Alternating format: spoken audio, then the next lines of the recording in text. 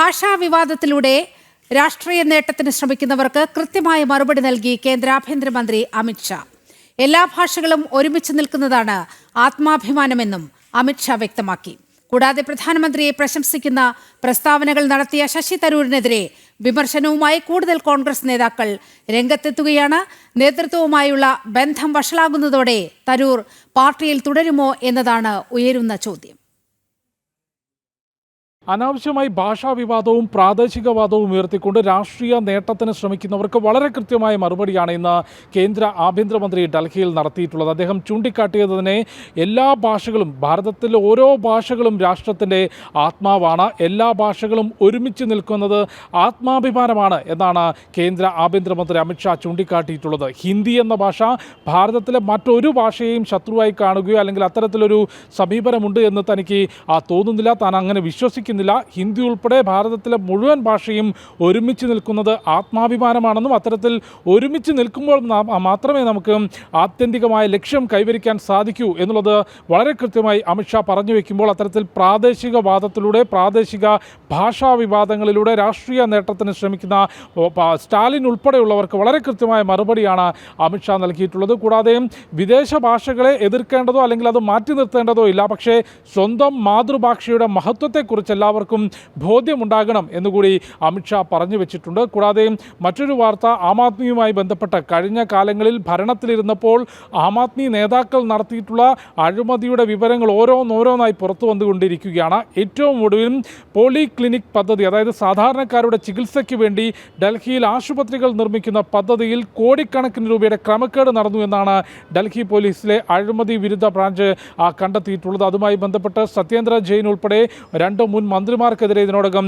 Case register ചെയ്തിട്ടുണ്ട്. അന്വേഷണം മുൻപോട്ട് കൊണ്ടുപോവുകയാണ്. നേരത്തെ 160 കോടി രൂപയോളം ചിലവ് പ്രതീക്ഷിച്ചിരുന്ന പദ്ധതി 220 കോടിയോളം ചിലവെത്തുകയും എന്നാൽ ഭൂരിപക്ഷം ആശുപത്രികളുടെയും പ്രവർത്തനം അല്ലെങ്കിൽ നിർമ്മാണം പൂർത്തിയാക്കാൻ സാധിക്കാത്ത അവസ്ഥയുണ്ടായി. അതായത് കരാറുകളിലും അതിൻ്റെ പണമിടപാടുകളിലും കോടിക്കണക്കിന് രൂപയുടെ ക്രമക്കേട് നടന്നു എന്നുള്ളതാണ് കണ്ടെത്തിയിട്ടുള്ളത്. നേരത്തെ ഇതിന് സമാനമായി ഇത്തരത്തിൽ ഏജൻസികൾക്ക് കരാർ നൽകുന്നതിലൂടെ അഴിമതി നടത്തിയ മദ്യനയ അഴിമതിയും കൂടാതെ ജൽ ബോർഡ് അഴിമതിയും, മുഖ്യമന്ത്രിയായിരുന്ന അരവിന്ദ് കെജ്രിവാൾ ഉൾപ്പെടെ പ്രതിയായിരുന്ന അഴിമതിയുടെ വിവരങ്ങൾ നേരത്തെ പുറത്തു വന്നിരുന്നു. ഇപ്പോൾ പോളി ക്ലിനിക് പദ്ധതിയിലും ആം ആദ്മി നേതാക്കൾ കോടിക്കണക്കിന് രൂപയുടെ അഴിമതി നടത്തി എന്നുള്ളതാണ് കണ്ടെത്തിയിട്ടുള്ളത്. കൂടാതെ NIAയുടെ ഭാഗത്തുനിന്ന് ഇന്ന് ഉത്തർപ്രദേശ്, പഞ്ചാബ്, ഹരിയാന സംസ്ഥാനങ്ങളിൽ വിശദമായിട്ടൊരു റെയ്ഡ് നടന്നു. 18-ലധികം സ്ഥലങ്ങളിൽ റെയ്ഡ് നടന്നിട്ടുണ്ട്. ഖാലിസ്ഥാൻ ഭീകരവാദ സംഘടനകൾ രാജ്യത്തിനകത്തെയും വിദേശത്തെയും വിഘടനവാദ സംഘടനകളുമായി ചേർന്നുകൊണ്ട് ഭാരതത്തിൽ സ്ഫോടനം,